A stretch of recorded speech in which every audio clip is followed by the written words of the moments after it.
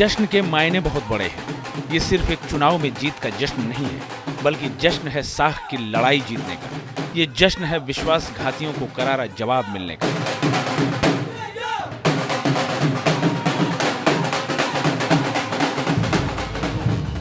जी हाँ, लोकसभा सीटों के लिहाज से उत्तर प्रदेश के बाद दूसरे सबसे बड़े सूबे महाराष्ट्र में इंडिया गठबंधन ने जबरदस्त प्रदर्शन किया है। जिस तरह से शिवसेना टूटकर बिखर गई, एनसीपी में दो फाड़ हुआ, कांग्रेस के तमाम बड़े नेताओं ने पार्टी का साथ छोड़ दिया। ऐसे कयास लग रहे थे कि लोकसभा चुनाव में इंडिया गठबंधन का सूपड़ा ही साफ हो जाएगा, लेकिन ऐसा हुआ नहीं। नतीजे बता रहे हैं कि तस्वीर इसके उलट है। महाराष्ट्र लोकसभा चुनाव में पूर्व मुख्यमंत्री उद्धव ठाकरे सबसे बड़े खिलाड़ी बनकर उभरे हैं। उनकी पार्टी ने खुद तो अच्छा प्रदर्शन किया ही, साथ ही विरोधी खेमे को आधे से भी कम में समेटने में बड़ी भूमिका निभाई। उद्धव की जीत में सिंपैथी फैक्टर के साथ साथ उनकी स्ट्रेटेजी का बड़ा रोल माना जा रहा है। सीएम की कुर्सी छीनने, पार्टी का नाम और निशान छीनने के बावजूद उद्धव टूटे नहीं। उन्होंने एक योद्धा के तौर पर खुद को पेश किया।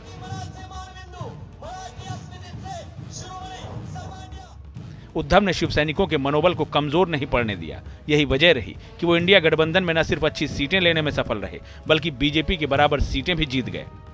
2024 में भारतीय जनता पार्टी को बहुमत नहीं मिला है। ये नरेंद्र मोदी जी का और अमित शाह का पराभव है। देश की जनता ने नरेंद्र मोदी जी को नकारा है, मोदी को फेयरवेल दिया है। मोदी जी को बस हो गया। उद्धव ठाकरे पार्टी टूटने के बाद घर पर नहीं बैठे, बल्कि उन्होंने लगातार बैठकें की, पार्टी कार्यकर्ताओं के साथ संवाद बनाए रखा। उद्धव ने खुद की छवि एक उदार हिंदूवादी नेता के रूप में पेश की। चुनाव प्रचार में उन्होंने जहां बेटे आदित्य के साथ मंच से मोर्चा संभाला, तो पत्नी रश्मि ठाकरे और उनके दूसरे बेटे जनता के बीच में रहे, जिससे कमजोर पड़ी पार्टी को एक नई ऊर्जा मिली और वो नतीजों में भी नजर आ रहा है। ये उद्धव जी ठाकरे साहब का ये विजय है। जिस ढंग से वो खड़े रहे और जिस ढंग से उन्होंने प्रेरणा दी लोगों को। पहले तो बात ऐसी कि उन्होंने जिस ढंग से काम किया था अपने कोविड के समय में, और जिस ढंग से इन लोगों ने उनको सत्ता से दूर किया था, तो दोनों एक तरफ आदर की भाव, दूसरी तरफ गुस्सा भी था। तो लोगों के मन में था कि उद्धव जी ठाकरे यही सही आदमी है। सबसे चौंकाने वाली शिकस्त चाचा शरद पवार का साथ छोड़कर बीजेपी के साथ जाने वाले अजीत पवार की एनसीपी को मिलती दिख रही है। तमाम ट्विस्ट एंड टर्न्स का आखिरी नतीजा जो नजर आ रहा है वो ये कि महाराष्ट्र की जनता ने शरद की पार्टी को ही असली एनसीपी मान लिया है। मतदाता को शरद पवार के साथ की गई अजीत की धोखाधड़ी रास नहीं आई। चाचा शरद पवार से बगावत करने वाले अजीत पवार खुद तो गए ही, इतने विधायकों को अपने साथ ले गए कि शरद पवार से पार्टी का नाम और चुनाव निशान तक छिन गया था। इसी के बाद ये कयास लग रहे थे कि चुनाव में शरद पवार को इसका बड़ा नुकसान हो सकता है, लेकिन शरद पवार ने नए नाम और नए निशान के साथ कुछ इस अंदाज में चुनावी जंग लड़ी कि एनडीए गठबंधन बस देखता ही रह गया। नतीजे बता रहे हैं कि शरद पवार को यूं ही सियासत का चाणक्य नहीं कहा जाता। जो भी निकाल लोगों ने दिया है बहुत अच्छा है डेमोक्रेसी के लिए।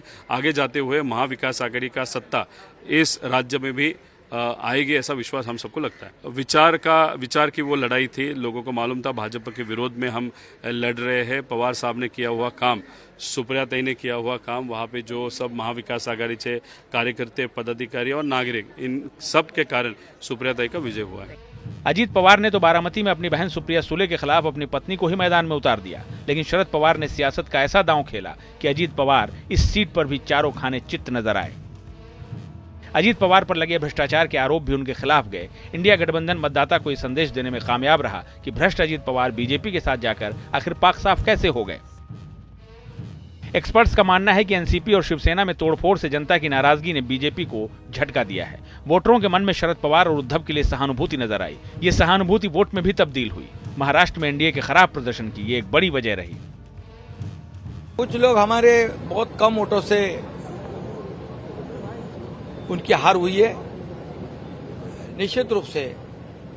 लेकिन जो विपक्ष है, जो मोदी जी के बारे में, गठबंधन के बारे में जो लोगों में संभ्रम फैलाते थे, अपप्रचार करते थे, गलत प्रचार करते थे, संविधान बदला जाएगा, और निश्चित रूप से उसमें वो कामयाब हुए हैं।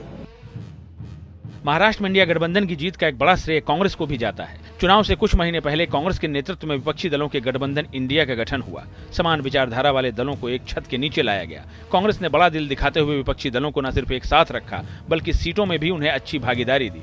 नतीजा ये रहा कि महाराष्ट्र में इंडिया गठबंधन ने एनडीए को बड़ा झटका दिया। कांग्रेस बड़ी खिलाड़ी बनकर उभरी। ये सरकार को जनता ने, शाहू फुले अम्बेडकर के महाराज ने और शिवाजी महाराज के महाराज ने इनको सबक सिखाया है।